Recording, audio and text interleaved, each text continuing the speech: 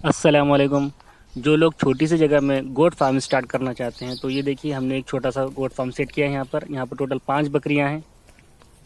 और इस तरह का स्टॉल फीडिंग सिस्टम आपको खड़ा करने के लिए ज़्यादा पैसे भी खर्च करने नहीं होंगे। ये लगभग 3 से 4 हज़ार रुपये के अंदर आपका बन जाता है सेकंड मटेरियल के अंदर।